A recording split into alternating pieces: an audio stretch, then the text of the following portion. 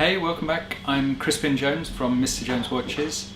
Today we're going to be having a look at the print processes that we use when we make our watches with Paul Wardski, who's the senior print technician here. So the printing technology that we use for printing the components is pad printing.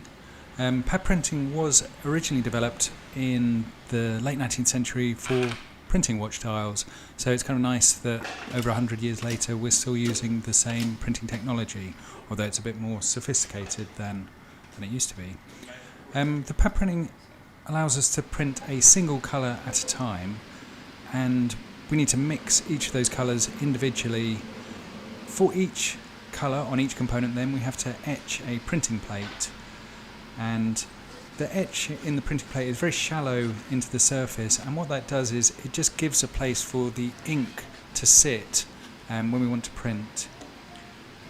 The first time you see it, the pad printer looks quite complicated, but it's a fairly simple set of actions that are actually taking place. What happens is the ink cup is attached by magnets to the printing plate, and that's a sort of reservoir of ink that's sitting against the printing plate.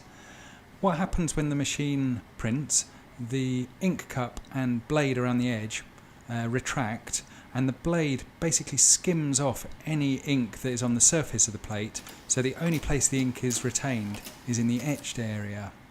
The pad, which is made of silicon, comes down and presses into the etched area and lifts the ink out. It then moves it across and presses down onto whatever component we're printing, a glass or a dial or a disc hand. The ink bonds with whatever it's pressed onto, so it transfers the print onto the component. So I hope that was an interesting introduction to the pad printing that we do, and gives you a bit of insight into one of the key processes in making our watches. We look forward to seeing you in the next one when we explore another aspect of the watchmaking process.